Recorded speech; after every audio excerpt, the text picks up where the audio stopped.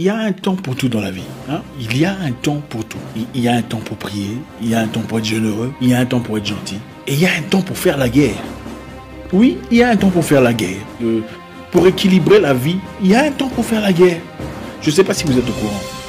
Mais savez-vous que des Africains comme vous, vos frères, vos sœurs, vos cousines peut-être, vos nièces, vos enfants, sont actuellement opprimés, oppressés en Chine? Ils sont accusés de propager le coronavirus. They keep chasing us around.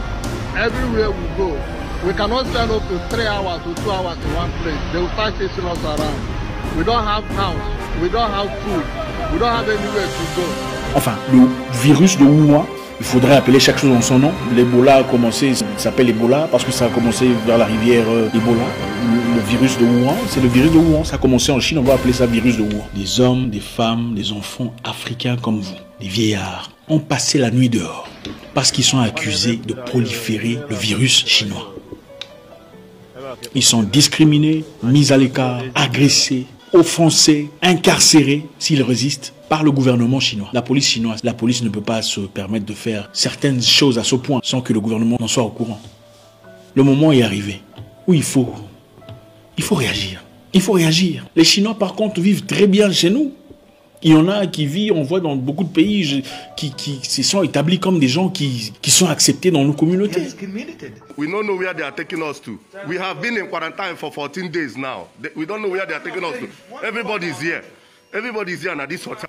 Jusqu'à quand l'Africain sera rejeté, insulté, oppressé, opprimé par tout le monde, sans qu'il ne réagisse, sans qu'il ne dise quelque chose en retour?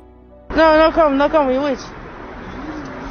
Are not allowed to use, like, to go to the supermarket to buy what we want. We cannot use the hotels. When we go there, after checking your passport, they call the police, and what the police tells you is, please go away.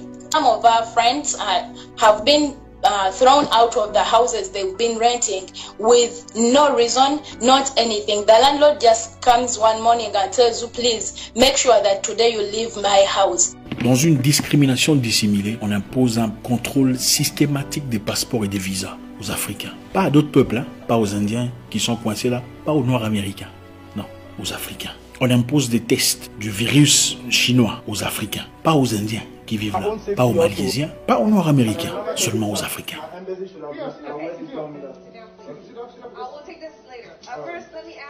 Au moment où je vous parle, les hôtels en Chine chassent les Africains comme des gens méprisables, de la racaille, la vermine, insupportable. À croire qu'il y a à peine quelques semaines, en guise de solidarité, de générosité, d'amitié, le Kenya a laissé un avion atterrir venant de Chine avec 250 passagers chinois à qui il a été demandé d'être mis en quarantaine par eux-mêmes, sans supervision.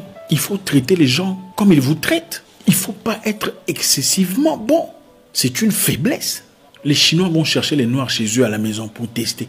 Même ceux qui n'ont pas montré des symptômes, même ceux qui n'ont pas été exposés à des personnes infectées, même ceux qui n'ont pas voyagé depuis beaucoup de mois, ont été systématiquement traqués et imposés un test obligatoire.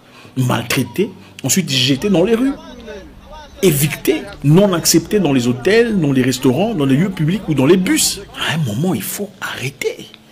Écoutez, les Africains ne font pas en Chine ce que les Chinois font en Afrique. 50 000 prospecteurs illégaux, c'est-à-dire exploitateurs miniers illégaux au Ghana, sont chinois.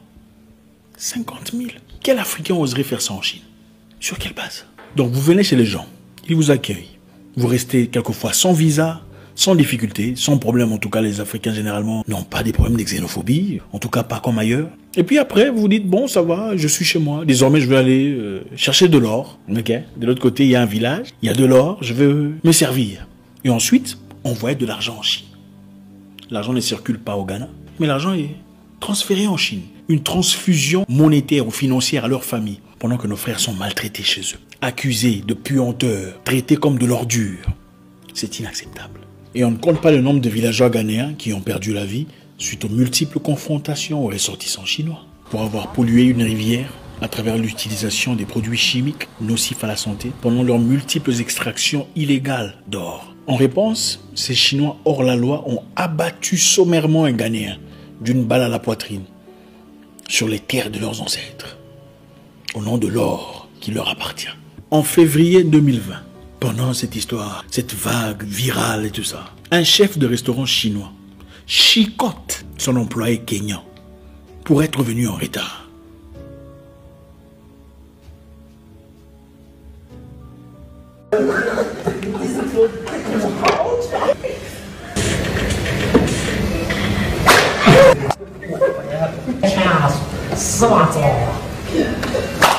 Comment voulez-vous qu'on nous respecte? Comment voulez-vous qu'on nous respecte si on ne réagit pas à chaque fois qu'on nous fait du mal? Si on bat votre femme, vous ne réagirez pas parce que vous avez peur. Si on tape sur votre enfant, le cadet ou la cadette, vous dites qu'on vous tape aussi parce que vous êtes croyant. Qu'on prenne aussi votre mère par la même occasion. Et votre père, s'il est vivant, qu'on le chicote aussi. Jusqu'à quand on va être le sac de frappe de tout le monde? Jusqu'à quand on va autoriser ça? Jusqu'à quand serons-nous spectateurs, pleurnicheurs, chialeurs? Quand est-ce qu'on va réagir? Quand est-ce qu'on va réclamer notre droit d'humain, droit au respect et à la considération? Quand un Chinois fait des dégâts en Afrique, il n'a pas peur. Parce qu'il sait que vous n'allez rien faire. Regardez leur visage, ils se marrent. C'est triste, mes frères. C'est triste. J'ai récemment suivi une vidéo où un monsieur disait « Les Africains n'ont pas d'honneur. Hein, ils sont descendants des Caïens. Ils ne servent à rien. Ils ne réagissent pas. Ils n'ont pas d'union. Ils n'ont pas de force mentale. Tu peux violer sa mère. Il dira que c'est la volonté de Dieu. Tu peux battre son père. Il dira que la volonté de Dieu soit faite. C'est comme ça qu'ils sont. Ils n'ont pas d'honneur. Et ce n'est pas un Africain qui a dit ça. Ils ne font que se plaindre. Ils ne peuvent pas se lever comme une seule personne. Pourquoi ne sommes-nous pas allés nous rébeller contre les ambassades de Turquie pour montrer notre mécontentement en rapport à leur façon de traiter notre frère? Peu importe ce qu'il a fait. Je ne sais pas si ce qu'il était.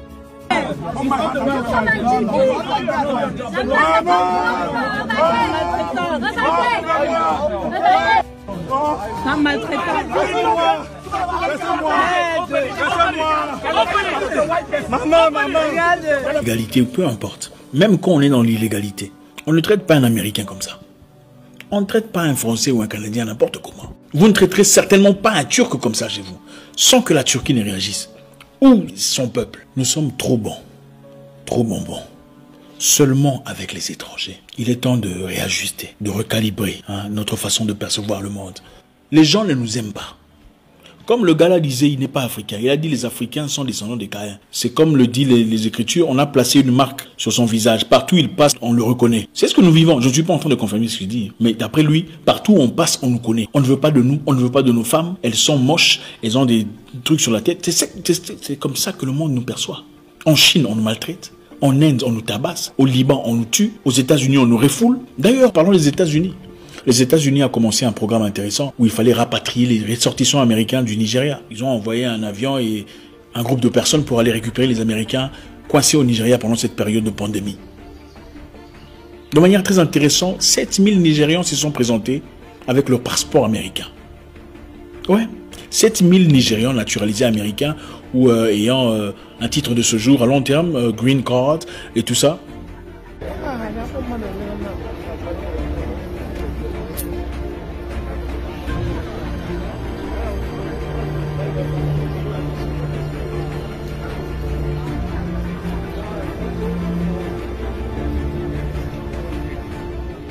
Et vous savez ce qui s'est passé après? On a changé d'avis. Ils ont directement annulé l'histoire. Voilà, on a annulé l'histoire. Parce qu'il y avait 7000 Nigérians américains. Il y avait plus des Nigérians américains que des Américains américains. Alors on a annulé carrément l'histoire. Maintenant, on vient récupérer des gens sporadiquement. C'est-à-dire, on vient, celui-là est malade, il doit rentrer d'urgence. On le récupère. Il est temps de se réveiller, frère. Il est temps de regarder les choses en face. Il y a aujourd'hui 1 million de Chinois vivant sur les terres africaines. Beaucoup sans passeport, sans visa, sans légalité. Beaucoup sont traités comme des rois, comme des boss, comme des patrons, comme des chefs. Beaucoup se permettent de chicoter nos frères sur leur terre. Vous pensez qu'ils comptent rentrer en Chine? De 2010 à 2013, la Chine a offert un financement conséquent à l'île de Tonga.